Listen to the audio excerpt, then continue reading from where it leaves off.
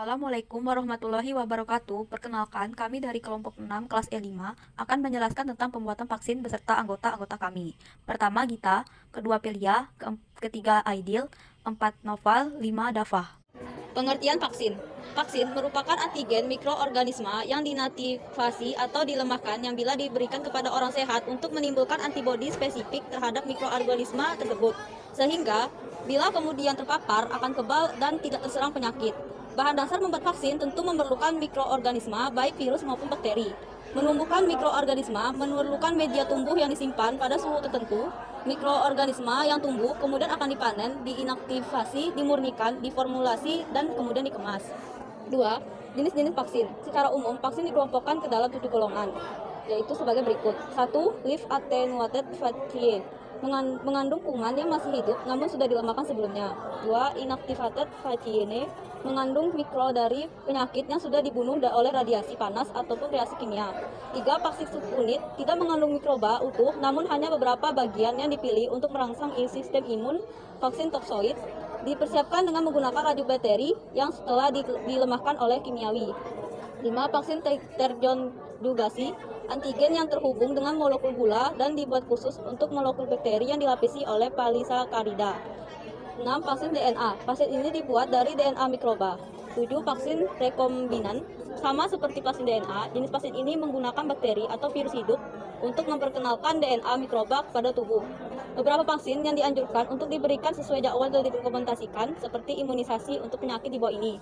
1. Cacar air, 2. Difteri, 3. Haemophilus, 4. Influenza tipe B, 5. Hepatitis A, 6. Hepatitis B, 7. Human papillomavirus, HIV, genital atau penyakit kutil, 8. Influenza, 9. Campak, 10. Penyakit meningokokus, 11. Penyakit gondok, 12. Pertussis, 13. Penyakit radang paru, 14. Polio, 15. Rubella, 16. Sinaga. Bagaimana vaksin bekerja? Vaksin ditunjukkan untuk melindungi Anda dengan membangun sistem kekebalan tubuh sehingga dapat melawan segala jenis penyakit, dari yang ringan hingga sangat serius. Vaksin tersebut mengandung antigen yang telah dinonaktifkan sebelumnya sehingga tidak menimbulkan rasa sakit ketika dimasukkan ke dalam tubuh. Karena antigen dikenali sebagai zat asing oleh tubuh, kehadirannya pada aliran darah akan memicu sistem imun untuk melepaskan antibodi pembela untuk melawannya. Disebut juga sebagai sel B. Sel khusus ini menetap di dalam tubuh untuk mengenali dan melawan penyakit yang disebabkan oleh virus dan bakteri, sehingga penyakit tersebut tidak kembali menjangkiti tubuh. Ini artinya jika Anda melakukan kontak dengan mikroba tersebut di masa mendatang, tubuh Anda akan mampu menghilangkannya sebelum mikroba tersebut merusak kondisi kesehatan Anda. Intinya, vaksin memperkenalkan Anda kepada virus atau bakteri untuk melindungi Anda dari penyakit yang mereka timbulkan di masa mendatang. Imunisasi untuk beberapa penyakit tertentu perlu diperkuat, sehingga pada beberapa kasus vaksin yang sama diberikan lebih dari satu kali.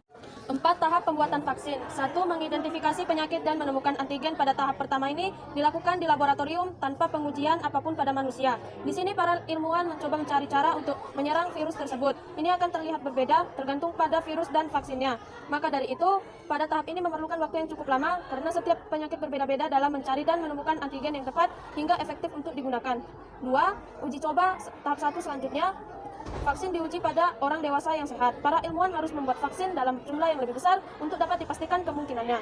3. Uji coba tahap 2. Ketika sampai pada tahap ini, berarti semakin banyak orang yang melakukan tes. Para ilmuwan harus mengetahui jumlah dosis dan kemudian membandingkan orang-orang tersebut dengan orang lain yang tidak mendapatkan vaksin sama sekali. Perusahaan juga bekerja dengan cara mereka membuat, mengemas, dan mendistribusikan produk. 4. Uji coba tahap 3. Pada tahap ini, para ilmuwan sudah mengetahui bahwa vaksin aman digunakan untuk orang sehat hingga disinilah pengujian intensif dimulai pada orang yang benar-benar membutuhkan obat atau vaksin. Di tahap ini, membutuhkan ribuan penguji untuk kemudian bertahun-tahun meninjau data setelah melihat hasilnya masuk. Jika ini berjalan dengan baik, vaksin dapat mulai didistribusikan.